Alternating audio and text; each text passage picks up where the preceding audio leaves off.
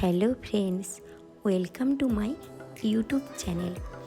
আজকের রেসিপি, হ্যাঁ ঠিকই ধরেছেন, কি বলুন তো বন্ধুরা, এটা পালং পনির। এটা বানানোর জন্য কিছুটা পালং শাককে আমি কেটে ভালোভাবে ধুয়ে নিয়েছি। তো এরপরে কড়াইতে আমি দিয়ে দেব সাদা তেল 1 টেবিল চামচ আর সর্ষের তেল 2 টেবিল চামচ। অল্প আঁচে রেখে দেব আমি।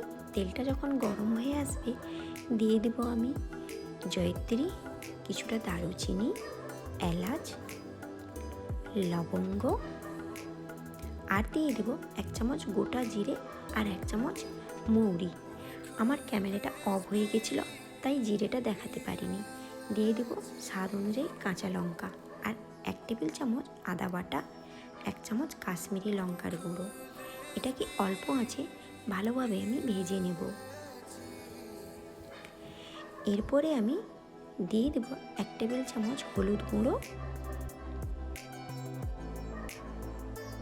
এটাকে ঘন ঘন নাড়তে হবে যাতে না লেগে যায়। আর দিয়ে দেব 1 চামচ ধনিয়া গুঁড়ো, 1 চামচ জিরা গুঁড়ো।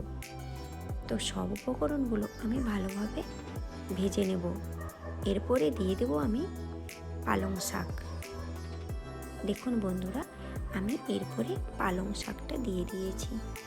পালং শাকটার সঙ্গে সব মশলাগুলো একটু ভালোভাবে আমি নাড়াচাড়া করে কষিয়ে নেব। তো আমি এখানে পালং শাকটা আলাদা করে সেদ্ধ করিনি। আমি এখানে খুব সহজ পদ্ধতিতে খুব তাড়াতাড়ি যাতে রান্না করা যায় তাই আমি এইভাবে রান্নাটা করেছি। দিয়ে দেব পরিমাণ মতো লবণ। আপনারা চাইলে ধনিয়া পাতা ব্যবহার করতে পারেন। আমি এখানে ধনিয়া পাতা কিছু ব্যবহার করিনি। তো আমার মশলাটা কষানো হয়ে গেছে। দেখুন বন্ধুরা, এটাকে ঠান্ডা হওয়া অবধি অপেক্ষা করতে হবে। যখন ঠান্ডা হয়ে যাবে তো মিক্সিতে এটা ভালোভাবে মিহি পেস্ট বানিয়ে নেবেন। এরপরে এটা আমি পেস্ট বানিয়ে নিয়েছি। দেখুন, ওপর দিকে কড়াইটা আমি বসিয়ে দিয়েছিলাম। তো তাতে দিয়ে দেব আমি কিছুটা কুকিং অয়েল, মানে 2 টেবিল চামচ মতো। দিয়ে দেব 1 চামচ বাটার। আপনারা চাইলে বাটারটা আরেকটু দিতে পারেন। তো বাটারটা আর অয়েলটা আমি একসঙ্গে এইভাবে নাড়াচাড়া করে নেব।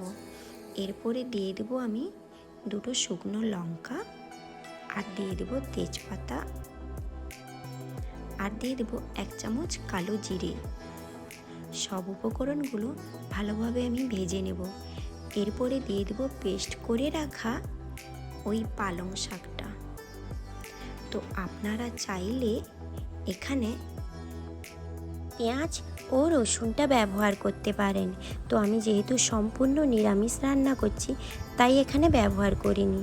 উপর থেকে দিয়ে দেব 1 টেবিল চামচ মতো সুগার, আর দিয়ে দেব 2 টেবিল চামচ মতো ক্রিম। ক্রিমটা আপনাদের কাছে যদি না থাকে তাহলে ঘি ব্যবহার করতে পারেন। তো আপনারা নিরামিষে যখন রান্না করবে তাহলে একটু কাসুরি মেথি ব্যবহার করবেন। স্মেলটা পুরো রেস্টুরেন্ট স্টাইলে আসবে। দেখুন বন্ধুরা, এরপরে দিয়ে দেব আমি কিউব করে কেটে রাখা পনির। আমি পনিরটা ডাইরেক্ট দিয়ে দিয়েছি। আপনারা চাইলে পনিরটা হালকা বাটারে ভেজে নিতে পারেন। আমি যেহেতু কম সময়ে রান্না করছি আর খুব সহজ পদ্ধতিতে রান্না করছি তাই এরকমই আমি দিয়ে দিলাম। খেতে কিন্তু অসাধারণ লাগবে। তো আমার পালং পনিরটা রেডি হয়ে এসছে। উপর থেকে দিয়ে দেব আমি 1 টেবিল চামচ মতো ক্রিম। এরপরে আমার পালং পনির একদম রেডি হয়ে গেছে। দেখুন বন্ধুরা, আমি কম উপাদানে, কম অয়েল কিংবা কম বাটার দিয়ে কতটা সুন্দর পালং পনির রান্না করলাম। আপনারা আমার এই রেসিপি যদি দেখতে চান তাহলে প্লিজ আমার চ্যানেলটিকে সাবস্ক্রাইব করুন এবং লাইক করুন, কমেন্ট করুন। আজকের মতো এই পর্যন্ত।